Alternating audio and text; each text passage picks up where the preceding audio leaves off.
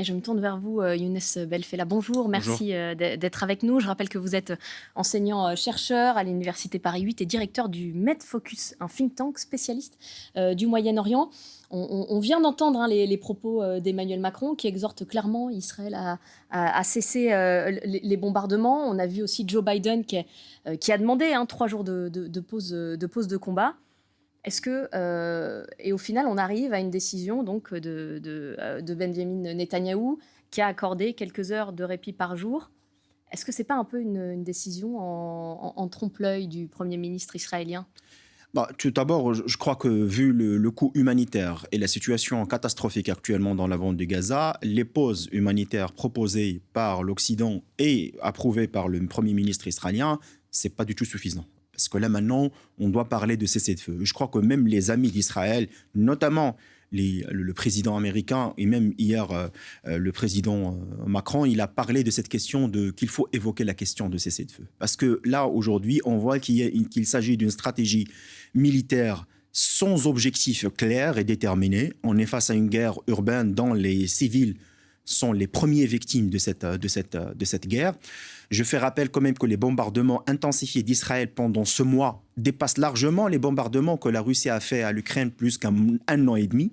Et ça, c'est un élément qui est central pour bien comprendre un petit peu la situation actuellement dans la bande de Gaza. La situation des guerres est difficilement comparable parce que Gaza, Clairement. on est dans une ville densément peuplée alors que le front est très étendu. Exactement. Mais malheureusement, je crois que l'objectif qui était fait par Israël d'éradiquer le terrorisme à travers le mouvement du Hamas n'est pas réalisé. Aujourd'hui, ce sont les victimes civiles qui payent la facture de cette guerre. Possibilité d'un cessez-le-feu, c'est vrai que c'est très important de l'évoquer et qu'il faut faire une pression là-dessus. Maintenant, de la partie israélienne, je crois qu'il y a quand même un grand problème, et ça se voit, c'est qu'il y a déjà une divergence dans les déclarations israéliennes. Si on voit ce qui déclare Benjamin Netanyahou avec Gantz, avec le ministre de la Défense, avec le ministre des Affaires étrangères, même sur la question de l'avenir du Gaza. C'est-à-dire, est-ce qu'elle sera contrôlée par Israël? Est-ce qu'elle sera un préfectorat? Est-ce que ça sera sous la main de l'autorité palestinienne, peut-être de l'ONU? Donc, il y a beaucoup de questions qui profilent à l'horizon, mais la question principale actuellement, c'est une question humanitaire. La France, elle a organisé cette semaine un sommet concernant la question de la bande de Gaza pour chercher des aides humanitaires, et ça, c'est une priorité stratégique pour le moment. Maintenant, il faut partir d'abord pour un processus qui doit commencer par un cessez-le-feu et par la suite, bien évidemment, donner une nouvelle dynamique à la question du processus politique entre les Israéliens et les Palestiniens. On l'a vu dans le reportage juste avant de commencer ces questions. La situation catastrophique dans les hôpitaux à Gaza, on dit que la moitié des hôpitaux ne peuvent plus fonctionner à Gaza. Et en même temps, le problème, c'est que le Hamas a aussi tendance à se cacher en dessous des hôpitaux. Clairement, parce que le mouvement du Hamas, il a un mode opératoire d'un mouvement terroriste, et donc il sait bien gérer ce genre de guerre, de guérilla. Il va bien profiter de cette question des victimes, et il pousse bien évidemment à que l'opinion publique internationale se retourne contre Israël. Et donc là-dessus, on comprend parfaitement que Israël peut bien évidemment gagner cette guerre sur le plan militaire, mais sur le plan politique, elle perd énormément. Là, sur le plan géopolitique, je peux dire que même à la fin de cette guerre, je crois qu'il y aura d'autres guerres dans la région. Parce que ce qui s'était passé le 7 octobre, c'est qu'Israël a été touché dans sa colonne vertébrale, qui est la dissuasion régionale dans la région. Donc c'est possible d'avoir une autre guerre. Il y avait un rapprochement qui était en train de se faire avec l'Arabie Saoudite, qui est au point mort aujourd'hui. Clairement. Et je crois que, bien évidemment, l'Arabie Saoudite organise aujourd'hui un triple sommet, d'ailleurs.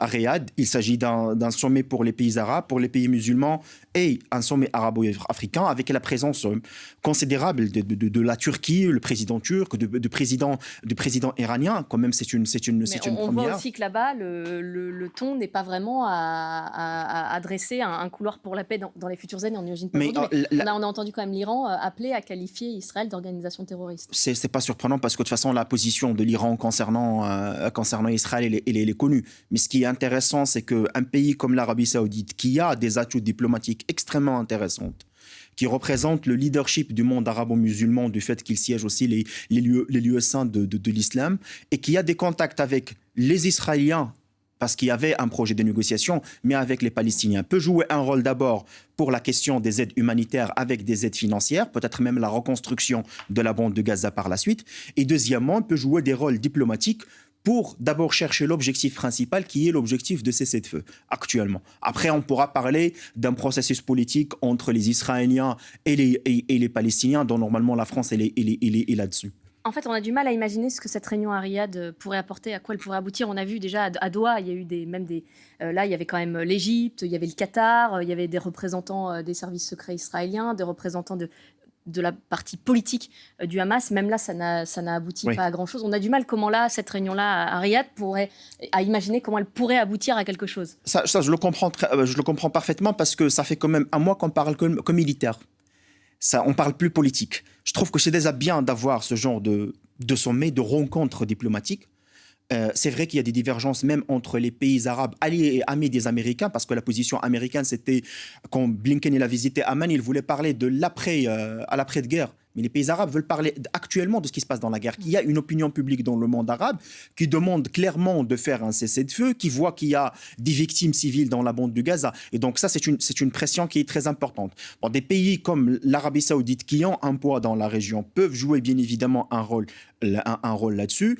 Pas seulement sur la question d'un cessez-le-feu, parce que la question de cessez-le-feu va aussi dans le même chemin de la question des otages, qui est très importante et qui est négligée actuellement par les Israéliens. Parce que moi, quand je vois ce qui se passe actuellement sur le plan militaire... C'était l'enjeu des discussions à Doha.